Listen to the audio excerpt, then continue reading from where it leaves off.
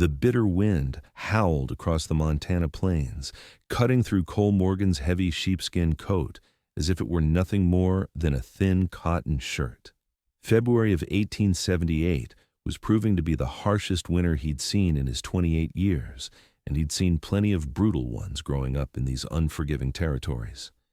His horse, a sturdy buckskin gelding named Rusty, trudged forward through the knee-deep snow, head lowered against the driving flakes that had been falling steadily since dawn. Cole pulled his bandana higher over his nose, his breath forming ice crystals in his thick mustache.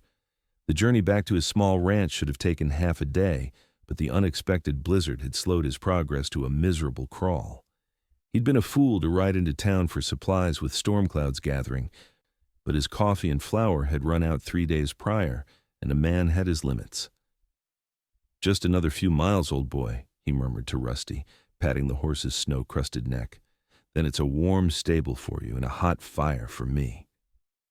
The wind shifted suddenly, creating a momentary lull in the storm's fury. Cole glanced up, taking advantage of the improved visibility to get his bearings. That's when he saw it, an unnatural shape in the vast whiteness, half buried in a snowdrift at the base of a small ravine. His first thought was that it might be a deer or perhaps a wolf caught in the storm. But something about the shape didn't sit right. Cole tugged Rusty's reins, directing him off their path toward the mysterious mound.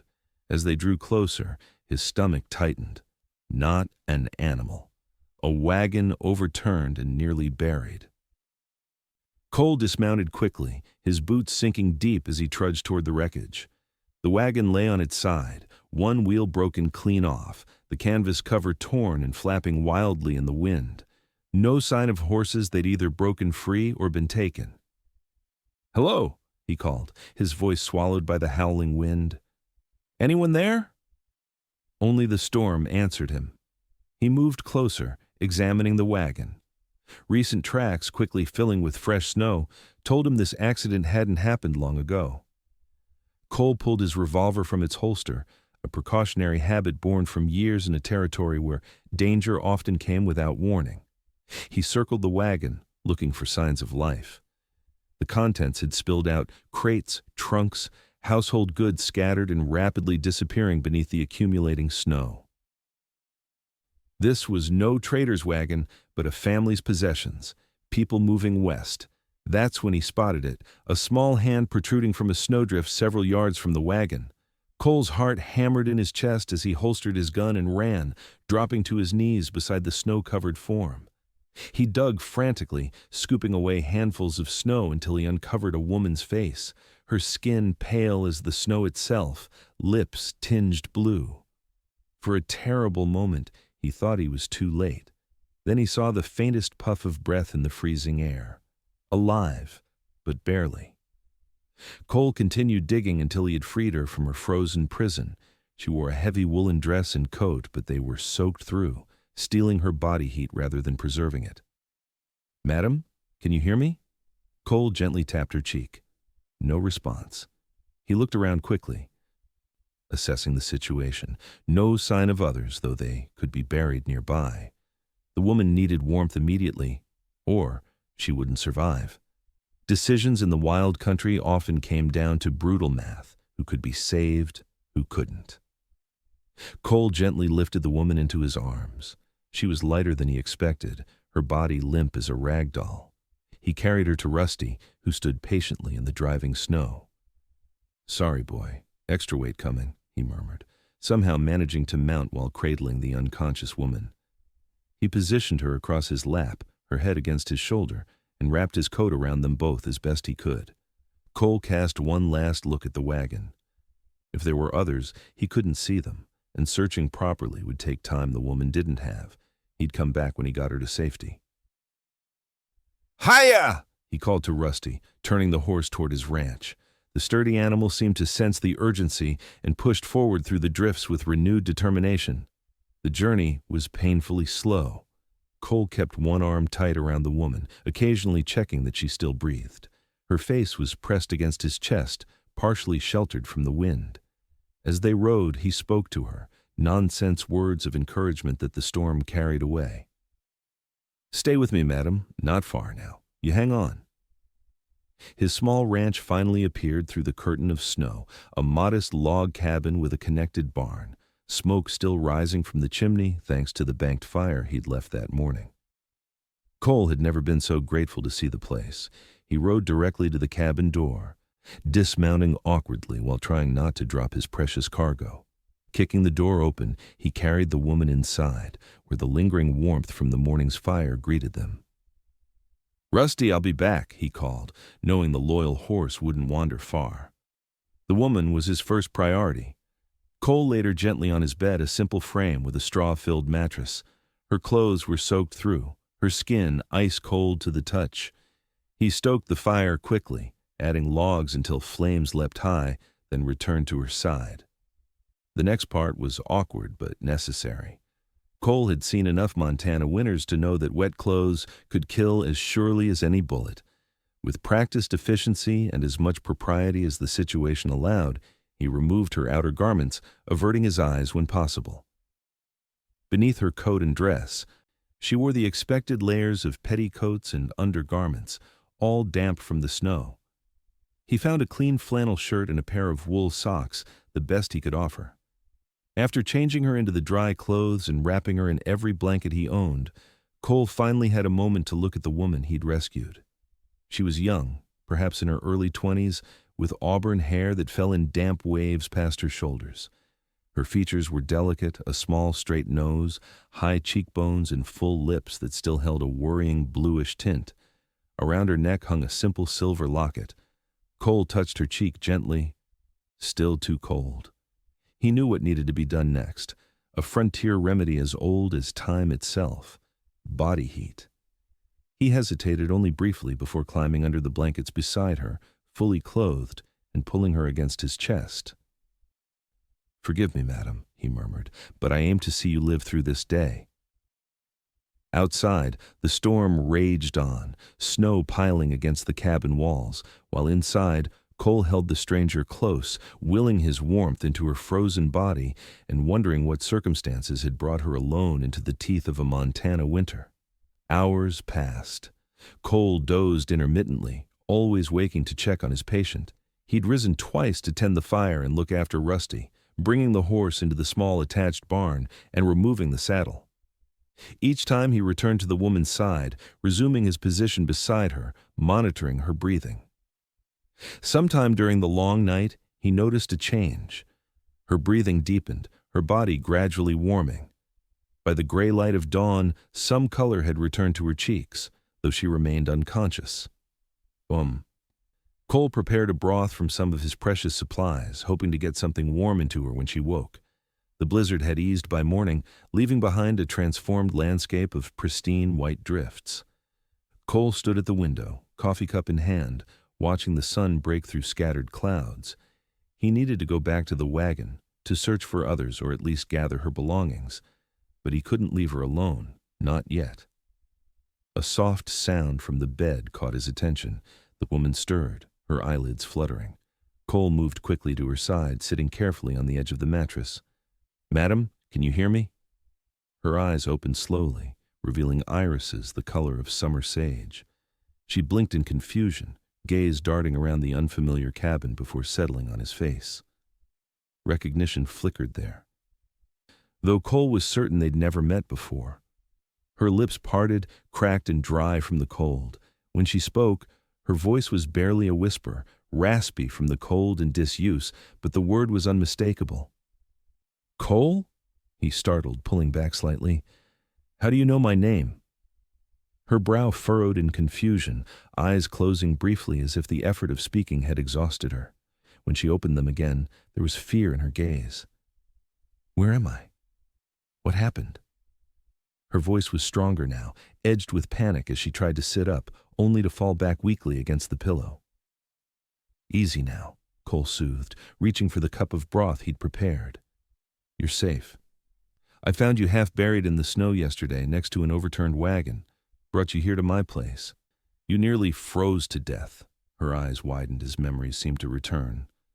"The wagon. The wheel broke. We hit a rock hidden in the snow." Tears filled her eyes. "My brother Joseph. He was driving. Where is he?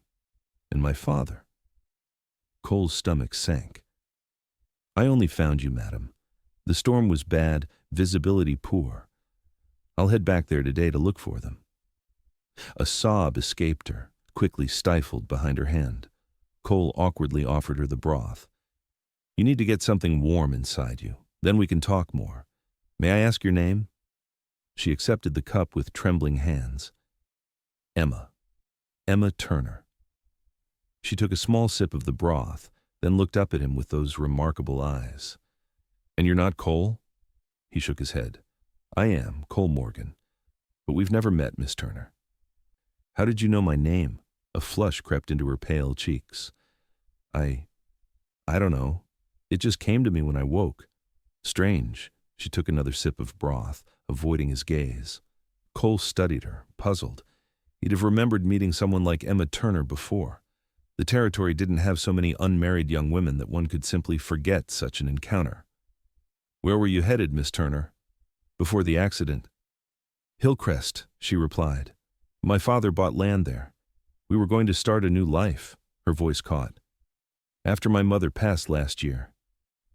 Cole nodded. Hillcrest was a small settlement about 30 miles northwest. That's rough country for homesteading.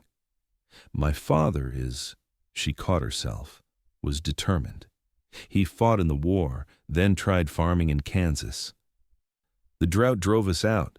She finished the broth, some color returning to her face. Please, Mr. Morgan, I need to know about my family. Cole stood, taking the empty cup. I'll head back to the wagon as soon as I'm sure you're stable.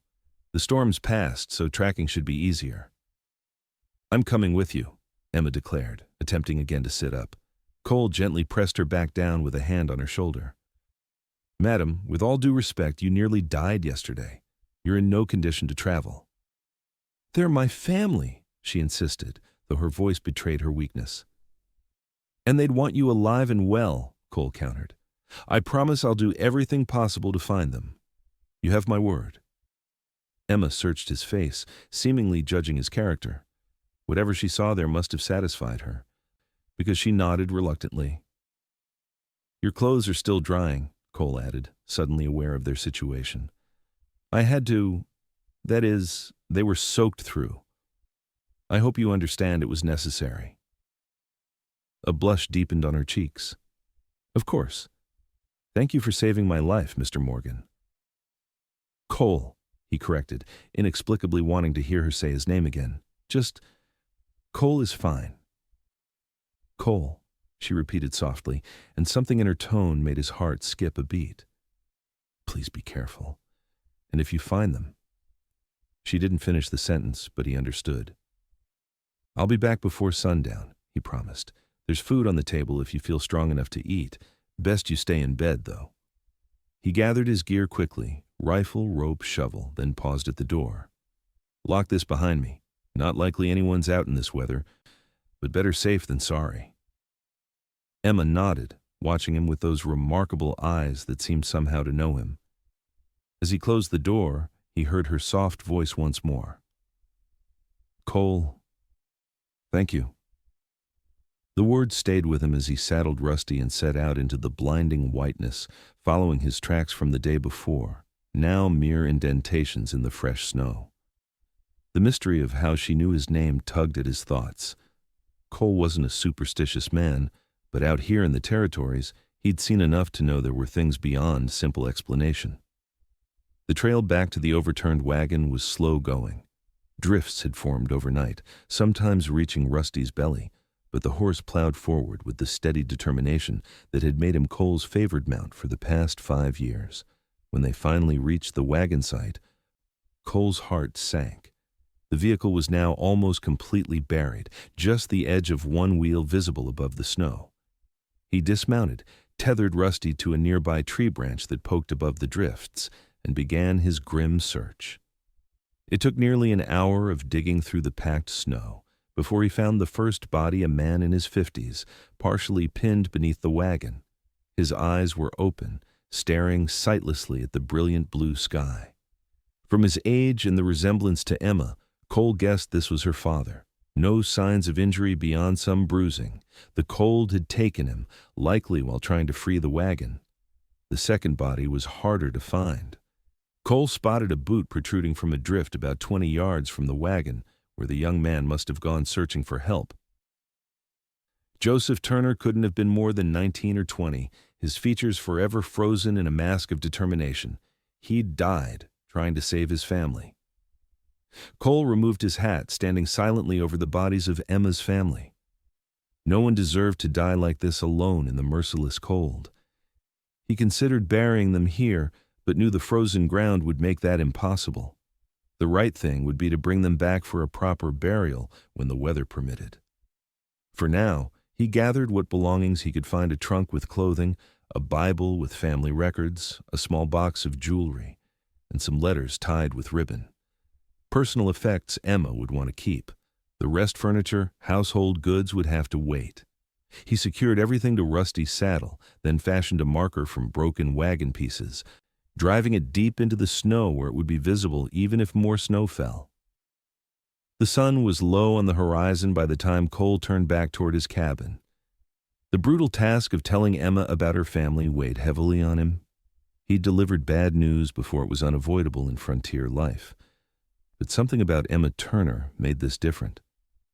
Perhaps it was the strange connection they seemed to share, or maybe just the remarkable courage she'd shown in the face of disaster. Lights glowed warmly from his cabin windows as he approached. Somehow, seeing his humble home awaiting his return with Emma inside made the place seem different, not just shelter, but something more. Cole pushed the thought aside as he dismounted and led Rusty into the barn. After caring for his horse and storing Emma's recovered belongings in the barn, Cole took a moment to gather himself before entering the cabin. How did one tell a woman she'd lost everything in a single day? When he finally opened the door, the sight that greeted him was unexpected. Emma stood by the stove, her damp hair pulled back, wearing his flannel shirt that hung to her knees. She'd found her stockings, now dried, but was barefoot on the plank floor. A pot bubbled on the stove, filling the cabin with the smell of cooking beans. "You shouldn't be up," he said by way of greeting, hanging his snow-covered coat by the door. Emma turned, a wooden spoon in hand. The color had returned to her face, though shadows of exhaustion lingered beneath her eyes. "I've never been good at lying still," she replied, her voice stronger than before, "and you saved my life. Cooking a meal seemed the least I could do to thank you." Cole removed his hat, suddenly aware of his snow-damp clothes and the grim news he carried. Emma's expression changed as she read his face. "You found them." It wasn't a question. Cole nodded, crossing the small room to stand before her. "I'm sorry, Emma, they didn't make it." The spoon clattered to the floor as her hand flew to her mouth, stifling a cry. Cole reached for her instinctively as her knees buckled, catching her before she fell. He guided her to a chair, kneeling before her as tears streamed down her face. "How?" she asked, the single word barely audible. "The cold," Cole answered gently. "It was quick. They wouldn't have suffered long." A small mercy, but the only one he could offer. Emma's body shook with silent sobs. Without thinking, Cole gathered her into his arms, holding her as grief racked her slender frame. They remained that way for long minutes, her tears soaking into his shirt, his hand making awkward circles on her back. "I recovered some of your things," he said when her sobs had quieted. "A trunk, some personal items. They're in the barn. When the weather breaks, we'll give them a proper burial." Emma pulled back slightly, wiping her eyes with the back of her hand. "We?" "If you'll allow me to help," Cole amended. "I wouldn't presume to—" "No," she interrupted, placing a hand on his arm. "Thank you. I would be grateful for your help." They sat in silence for a moment, the pot on the stove beginning to boil over. Cole rose quickly to remove it from the heat, giving Emma a moment to compose herself. "I should finish supper," she said, her voice steadier as she stood. "It helps to have something to do." Cole recognized the need for normalcy in the face of overwhelming loss. "Let me just change into dry clothes." They ate quietly. The simple meal of beans and biscuits, tasting better than anything Cole had managed to cook for himself in years. Emma picked at her food, eating little but seeming to draw comfort from the routine of the meal. "What will you do now?" Cole asked eventually, breaking the silence. Emma stared into her coffee cup. "I don't know. We sold everything to buy the land in Hillcrest. I don't even know if I could claim it without my father's papers." "Do you have family back east? Someone you could wire?" She shook her head. "No one. My mother's family disowned her when she married my father. His people died years ago." She looked up, meeting his gaze directly. "I have some money, not much, but enough for a stage ticket somewhere. Once the road's clear." Cole nodded thoughtfully. "The stage won't run until the pass opens, probably another 2 weeks at least." He hesitated. "You're welcome to stay here until then. It's not much, but—" "That's very kind," Emma interrupted. "But I couldn't impose. Perhaps there's a boarding house in town? Nearest town's Larkspur, and that's 15 miles. No proper boarding house there anyway." Cole scratched his beard awkwardly. "Look, I can sleep in the barn. It's plenty warm with the animals. You take the cabin." Emma studied him, that strange look of recognition passing over her features again. "Why are you helping me, Cole Morgan?" He considered the question. "Out here, we help each other. It's how we survive." "Is that all?" she asked softly. Cole met her gaze, surprised by the directness of her question. "For now, it's enough reason." After supper, despite her protests, Cole gathered blankets and moved to the barn. The night was cold but clear, stars brilliant in the black sky visible through the small barn window. As he settled into the hay beside Rusty's stall, Cole found himself thinking about the woman sleeping in his cabin. The way she'd said his name when she first woke, as if she'd been expecting him. The odd sense that he knew her somehow, though they had never met before. Sleep came fitfully that night, his dreams filled with snow and a woman calling his name across vast white plains. The next morning brought brilliant sunshine and bitterly cold temperatures. Cole rose early, tended the animals, then approached the cabin with caution, knocking before entering what had been his own home just 2 days ago. "Come in," Emma called. He found her dressed in her own clothes, a simple brown wool dress she must have found in the trunk he'd recovered. Her hair was neatly braided and pinned up, though without the usual feminine adornments. She looked composed, though her eyes were red-rimmed from crying. "I'd like to see them," she said without preamble. "My father and Joseph. I need to say goodbye." Cole shook his head. "It's 10 below out there. The trail's barely passable." "Please," she said, "I can ride, and I won't have peace until I see them." He recognized the determination in her eyes, the same look he'd seen on the faces of frontier women who buried children, husbands, and dreams, but somehow found the strength to continue. He nodded. "We'll need to bundle you up proper, and we'll take it slow." An hour later, they set out, Emma riding behind Cole on Rusty's broad back. She held tight to his waist, her body pressed against his for warmth and balance. They didn't speak much on the journey, the cold, discouraging conversation, but Cole was acutely aware of her presence the way her hands gripped his coat, the occasional brush of her cheek against his back when she turned away from the wind. When they reached the wagon site, Cole helped her dismount. Emma stood silently, taking in the scene: the overturned wagon, the marker Cole had placed, the vast emptiness surrounding them. He led her to where he'd found her father first, then to where Joseph lay. At each spot, Emma knelt in the snow, whispering words Cole couldn't hear, private farewells not meant for his ears. After, they stood together at the marker, Emma's gloved hand finding his.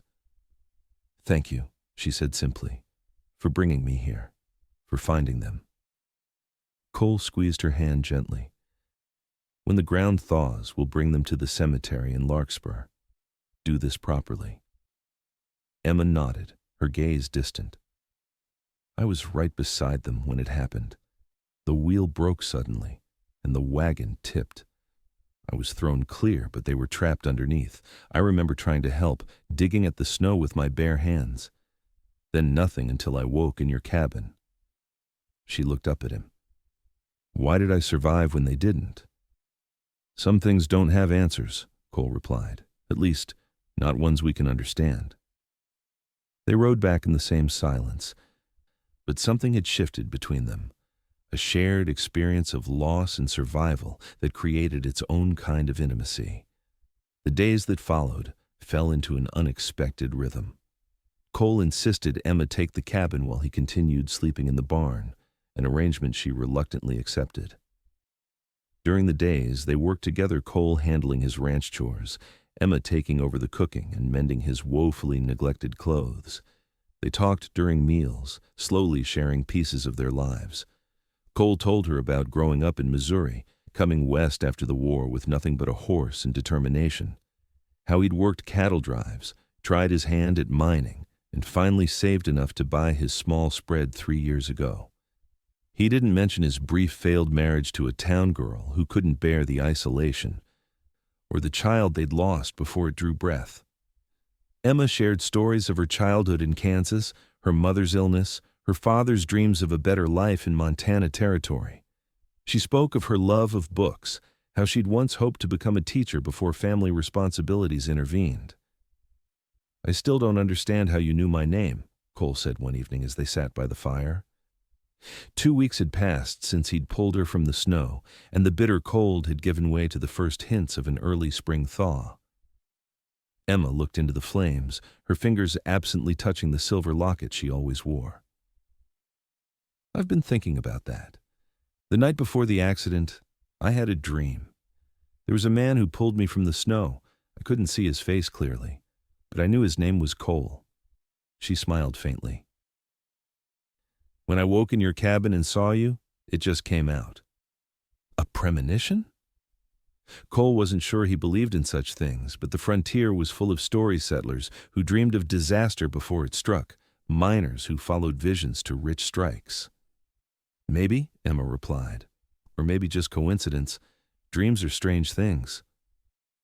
Cole watched her profile in the firelight, struck by how comfortable her presence in his home had become. The cabin felt different with her there, warmer somehow, and not just from the more regular cooking fires. He found himself inventing reasons to delay trips into town, reluctant to leave even for a few hours. The next day, Cole rode to Larkspur for supplies and to check if the stage lines had resumed. The town was little more than a wide spot in the trail, a general store, saloon, small church, and a few scattered houses. Tom Williams, the storekeeper, greeted him warmly. "Cole Morgan, thought you might have froze to death in that big blow we had." "Takes more than a little snow to finish me," Cole replied, placing his list on the counter. "Heard there was a wagon accident out your way," Tom said, gathering the requested supplies. "Turner family heading to Hillcrest. Awful business." News traveled fast, even in the sparsely populated territory. "Yes," Cole confirmed. "Found the daughter alive. Been recuperating at my place these past weeks." Tom's eyebrows rose. "Young woman staying with you?" "Tongues'll wag, Cole." Cole frowned. "She nearly died, Tom. What was I supposed to do?" "Now, don't get riled. I'm not saying you did wrong." Tom lowered his voice. "But you know how folks are, especially Widow Jenkins. She's been hoping to marry off her daughter to you for 2 years now." "I'm not looking to marry anyone," Cole replied stiffly. Tom chuckled. "Man living alone too long starts seeing things differently when a pretty girl's around." "Just saying."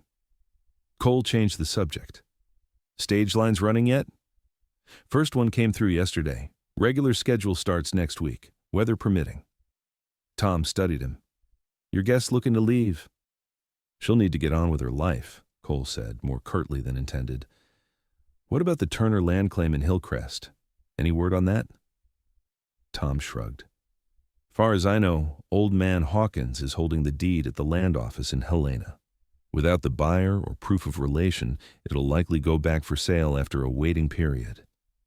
Cole paid for his supplies, mulling over this information. Emma would need her father's papers to claim the land if she even wanted to stay in the territory. As he rode home, he found himself wrestling with conflicted feelings. The responsible thing would be to help Emma secure her inheritance and see her safely on a stage east, where a young woman would have better prospects. but the thought of her leaving left an unexpected hollowness in his chest. When he reached the cabin, Emma was outside, hanging laundry on a line he'd strung between trees. She wore one of his old shirts over her dress as an apron, her sleeves rolled up despite the lingering chill. She waved when she spotted him, a smile brightening her face. Something shifted in Cole's chest at the sight, a recognition of how right she looked there, as if she belonged. "The stage is running again," he said after dismounting, helping her take down the now dry sheets before the wind could claim them.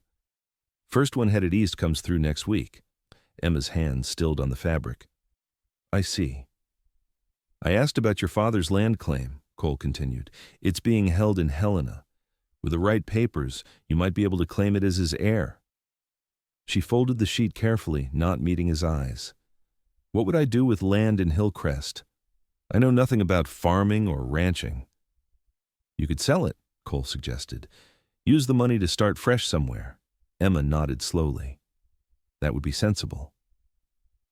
They worked in silence for a few minutes, folding the remaining laundry. As they carried the basket inside together, Cole found himself searching for words to express feelings he didn't fully understand. "Emma," he began, setting the basket down.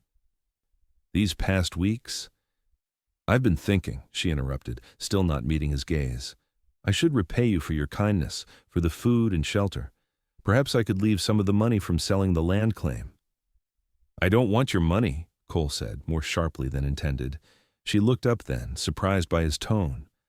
"I just meant—" "I know what you meant," he said more gently. "But that's not— that is, I didn't help you expecting payment." "Then why did you help me?" The question echoed their conversation from weeks earlier, but now held new weight. Cole took a step toward her, closing the distance between them. "At first, because it was the right thing to do. Anyone would have done the same. And now?" Her voice was barely above a whisper. "Now I help you because—" He hesitated, unused to expressing such feelings. "Because you matter to me, Emma. More than I expected." A flush crept into her cheeks. "Cole, Whatever she meant to say was interrupted by a knock at the door. They both startled, the moment broken.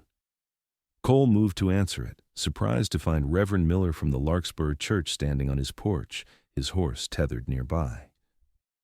"Brother Morgan," the Reverend greeted him. "Hope I'm not intruding." "Not at all," Cole replied, though he felt a flicker of irritation at the interruption. "What brings you out this way, Reverend?" The older man glanced past Cole to where Emma stood. "Word reached me about the tragedy that befell the Turner family and how you've been sheltering the daughter." His expression was kind, but carried a hint of concern. "I thought I might check on the young lady's welfare and discuss arrangements for her deceased family members." Cole understood the unspoken message. The Reverend was checking on Emma's virtue as much as her welfare. He stepped back, gesturing the man inside. "Reverend Miller, this is Miss Emma Turner. Emma, Reverend Miller from Larkspur." Emma curtsied slightly, her composure impeccable despite the awkwardness of the situation. "A pleasure to meet you, Reverend." "My condolences for your loss, Miss Turner," Miller said, removing his hat. "A terrible tragedy. God's ways are mysterious indeed." "Thank you," Emma replied quietly.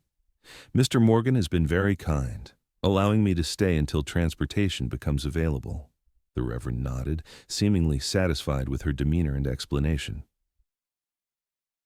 "I've come to offer the church's assistance. We can arrange a proper Christian burial for your father and brother when the ground thaws, and perhaps more suitable accommodations for yourself in the meantime." Cole tensed. Emma's welcome here as long as she needs. "Of course your generosity does you credit, Mr. Morgan," the Reverend replied smoothly. "But a young, unmarried woman living under the same roof as a bachelor, well, it invites speculation, however unjustified." Emma's cheeks flushed. "Reverend Miller, I assure you Mr. Morgan has been a perfect gentleman. He's been sleeping in the barn to preserve propriety." "I never suggested otherwise," Miller said quickly. "But appearances matter, especially for a young woman's reputation. Mrs. Whitman at the general store has a spare room. She'd be happy to take you in until the stage runs." Cole watched Emma's face, seeing her discomfort at being the subject of town gossip. Before she could respond, he spoke. "No need to trouble Mrs. Whitman. The stage comes next week. Emma will stay here until then." The Reverend frowned slightly. "Mr. Morgan." "I appreciate your concern, Reverend," Emma interrupted gently, "and your offer to arrange burial services for my family. But I feel safe here, and it's only a few more days." Miller looked between them, clearly weighing whether to press the issue. Finally, he nodded.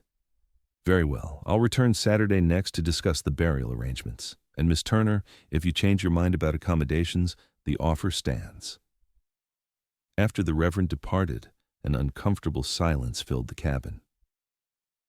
Emma busied herself with dinner preparations, avoiding Cole's gaze. "I'm sorry about that," Cole said finally. "People talk, especially in small communities." "You have nothing to apologize for," Emma replied, slicing potatoes with more force than necessary. "You've done nothing wrong. Neither of us has. Still, I shouldn't have insisted you stay here. The Reverend's right about appearances." Emma set down her knife, turning to face him. "Do you want me to leave?" "No," Cole answered immediately. "That's not what I meant." "Then what did you mean?" "Before the Reverend arrived, you were saying something about why you helped me." Cole moved closer, drawn by the challenge in her eyes. "I meant that these weeks with you here, they've changed things, changed me." "How?" she asked softly. "I've lived alone a long time. Got used to silence, to emptiness. Now," he gestured around the cabin, "now this place feels like a home again, because of you." Emma's expression softened. "Cole, I know it's too soon," he hurried on. "You're grieving. You have decisions to make about your future. I'm not asking for anything. I just wanted you to know that whatever you decide, you've made a difference here." Emma stepped forward, closing the distance between them. Her hand came up to rest against his chest, over his heart. "You saved my life, not just by pulling me from that snowdrift, but by giving me a safe place when I had nowhere else to go." Cole covered her hand with his own. "Emma, This time it was Emma who interrupted him, rising on her tiptoes to press her lips gently against his. The kiss was brief, tentative, but it sent warmth coursing through Cole's body like nothing he'd ever experienced. When she pulled back, her eyes were wide, as if surprised by her own boldness. "I'm sorry. I shouldn't have." Cole silenced her apology by drawing her back to him, his arms encircling her waist. This time, the kiss deepened, years of loneliness dissolving in the warmth of her response. When they finally separated, both were breathless. "Don't apologize," Cole murmured, resting his forehead against hers. "Not for that." Emma's hands rested against his chest, her breathing uneven. "I know it's too soon. I'm still sorting through so much, but being here with you, it feels right somehow. Like I was meant to find you." "Or I was meant to find you," Cole replied, thinking of how she'd known his name before he told her. They stood together in the fading afternoon light, neither rushing to move away. For the first time in years, Cole felt the cold emptiness inside him begin to thaw, like spring gradually reclaiming the snow-covered land outside.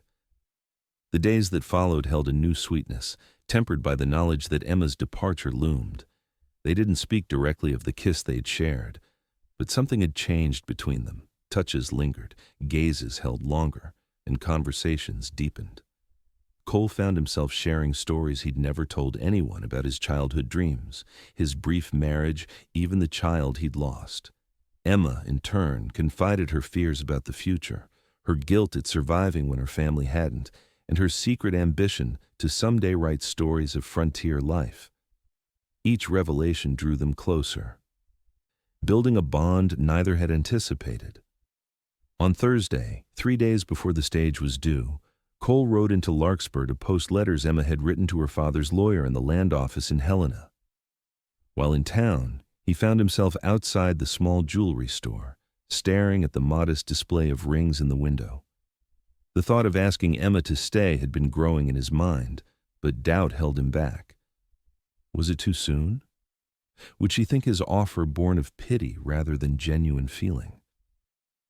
When he returned home that afternoon, he found Emma sitting on the porch, reading one of his few books. She looked up as he approached, a smile spreading across her face that made his heart race. "How was town?" she asked as he dismounted.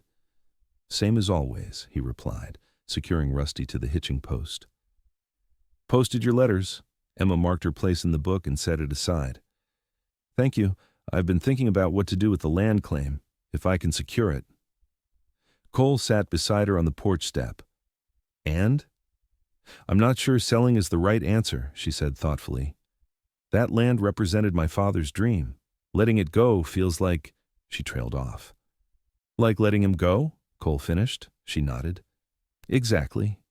But I don't know the first thing about homesteading." "It's hard work," Cole admitted, "especially for someone alone." Emma turned to face him, her expression earnest. "That's just it. I've been wondering that is, if someone with experience might be interested in a partnership of sorts." Cole's heart skipped a beat. "A partnership? The land in Hillcrest is good fertile soil, reliable water source, according to my father's research. More suited to farming than this area." She gestured to Cole's rocky pasture land. "Combined with your ranching knowledge, it could be a successful operation." "You're proposing a business arrangement?" Cole asked carefully, unsure if she was suggesting what he hoped. Emma's cheeks flushed. "Not exactly. Or not only that." Cole took her hand, his calloused fingers entwining with her smaller ones. "Emma, are you asking me to come with you to Hillcrest?" "I'm asking if you'd consider a future that includes me," she replied softly. "If that's too forward." Cole silenced her with a gentle kiss. When he pulled back, he smiled at her surprised expression. "Nothing about you has ever been too forward, Emma Turner." "Is that a yes?" she asked, hope brightening her eyes. I need to ask you a proper question first," Cole replied, reaching into his pocket. He hadn't intended to do this today, hadn't even been certain he would do it at all. The small ring he'd impulsively purchased in town seemed to burn in his hand. Emma's eyes widened as he slid down to one knee before her. "Cole?" "I know it's sudden," he began. "Some would say too sudden. But out here, life doesn't always give us the luxury of time. When something true comes along, you have to recognize it." He took a deep breath. "I pulled you from that snowdrift just weeks ago, but I feel like I've known you my whole life. Maybe that dream you had wasn't just coincidence. Maybe some things are meant to be." Tears gathered in Emma's eyes as he continued. "I'm not a wealthy man. My land isn't the best, my cabin's too small, and I'm probably too set in my ways. But I know that since you've been here, everything's brighter. And the thought of you leaving tears something apart inside me." He opened his hand, revealing the simple gold band with its tiny pearl. "Emma Turner, would you do me the honor of becoming my wife?" Emma's hand trembled as she touched the ring. "Are you sure? You barely know me." "I know enough," Cole replied. "I know you're brave and kind. I know you face hardship with grace. I know you talk in your sleep and prefer your coffee strong, and you have a habit of humming when you think no one's listening." He smiled. "I know I love you, Emma. The rest we can figure out together." Tears spilled down Emma's cheeks as she nodded. "Yes," she whispered. "Yes, I'll marry you, Cole Morgan." He slipped the ring onto her finger, then pulled her into his arms, his heart fuller than he'd ever thought possible. They stayed that way until the setting sun cast long shadows across the porch, planning their future in quiet, hopeful voices. The next day, Cole rode to Larkspur to speak with Reverend Miller. The news of their engagement spread quickly through the small community, generating more curiosity than scandal. When Cole explained their intention to develop the Turner land claim in Hillcrest, combining their resources and skills, even the most skeptical townspeople had to admit the practical wisdom of the arrangement. Emma wrote to the land office, explaining her situation and requesting that the claim be transferred jointly to her and her soon-to-be husband. While they awaited a response, preparations for the wedding moved forward. The ceremony would be small, held in the Larkspur church, with only a handful of Cole's acquaintances in attendance. Emma wore her mother's dress, found in the trunk Cole had recovered, altered by the deft hands of Mrs. Whitman. On a clear Sunday morning in early April, with the first wildflowers beginning to dot the hillsides, Cole Morgan and Emma Turner were married. As they exchanged vows, Cole thought about the strange twist of fate that had brought them together: a broken wagon wheel, a devastating storm, and Emma's inexplicable knowledge of his name when she first awoke in his cabin. The wedding celebration was modest, but joyful, the small community coming together to wish the couple well. As evening approached, they returned to Cole's cabin, their cabin now riding together on Rusty's broad back, just as they had that first journey to the accident site. Cole lifted Emma from the horse when they arrived, carrying her across the threshold of the cabin he'd built with his own hands years before. Inside, the space had been transformed. Curtains Emma had sewn hung at the windows, wildflowers brightened the table, and a handmade quilt from the church ladies covered the bed. "Welcome home, Mrs. Morgan," Cole said, setting her gently on her feet. Emma smiled up at him, her eyes reflecting the golden light of sunset through the window. "I still can't believe how everything's changed in just a few weeks, from losing everything to finding this." She touched his face gently. "Finding you." "Maybe your dream was right all along," Cole replied, covering her hand with his own. "Maybe we were meant to find each other." Their first night as husband and wife was tender and passionate, a discovery of each other that felt both new and strangely familiar, as if they'd known each other's touch in some other time, some other life. In the quiet aftermath, Emma lay with her head on Cole's chest, listening to his heartbeat. "When we get to Hillcrest," she said softly, "I want to plant a garden, vegetables for eating, but flowers too. My mother always said a home needs growing things." "We'll have that," Cole promised, stroking her hair, "and we'll build a bigger cabin, more rooms." Emma propped herself up on one elbow, looking down at him with a smile. "More rooms. Planning ahead, are we?" Cole grinned, pulling her back down to him. A man can hope. The letter from the land office arrived a week later, confirming the transfer of the Turner claim to Cole and Emma Morgan. With the spring thaw fully underway, they were able to give Emma's father and brother a proper burial in the Larkspur Cemetery, a simple service that provided Emma with the closure she needed. By early May, they were ready to make the journey to Hillcrest. Cole had sold most of his livestock, keeping only Rusty and 2 milk cows. They packed their belongings in a new wagon, leaving behind the small cabin that had witnessed their unlikely beginning. "Are you sad to leave?" Emma asked as they took a final look at the place. Cole shook his head. "It was never much more than shelter. Our real home is ahead of us." He helped her onto the wagon seat, then climbed up beside her. "Besides, this place gave me one good thing: it's where I found you." Emma leaned against him as he snapped the reins, setting the wagon in motion. "And I found you, the man from my dreams." As they traveled the trail to Hillcrest and their new beginning, Cole thought about the strange circumstances that had brought them together. A broken wheel, a deadly storm, a woman buried in snow who somehow knew his name before he spoke it. Coincidence or fate, it didn't much matter now. What mattered was the woman beside him and the life they were building together. The land in Hillcrest proved even better than Emma's father had believed: rich soil in a sheltered valley with a year-round creek running through it. By summer, they'd built a sturdy cabin and begun breaking ground for crops.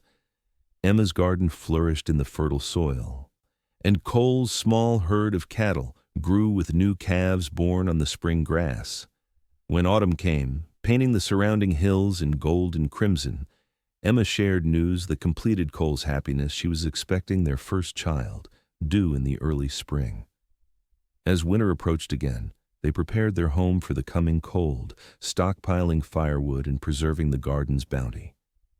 The memory of the previous winter's deadly storm remained, but now it carried a different meaning: the beginning of their unlikely love story.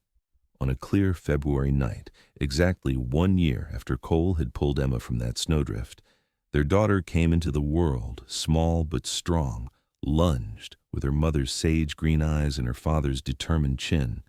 They named her Hope, a testament to what they'd found in each other when all seemed lost. As Cole held his newborn daughter while Emma rested, he stood by the cabin window, looking out at the moonlit snow covering their land. The world outside was as cold and unforgiving as it had been the day he found Emma, but inside, their home glowed with warmth and life. "Do you ever wonder?" Emma asked softly from the bed, watching him with their daughter. "About what?" Cole asked, gently rocking Hope in his arms. "About how I knew your name, about my dream." Cole smiled, crossing the room to sit beside her on the bed. "I figure some things aren't meant to be explained. Some connections go deeper than understanding." Emma touched their daughter's tiny hand. "I think maybe I was calling for you long before we met, and somehow you heard me across the snow." Cole leaned down to kiss her forehead. "And I'll always hear you, Emma Morgan, in this life and whatever comes after." Outside, a gentle snow began to fall, blanketing their land in pristine white.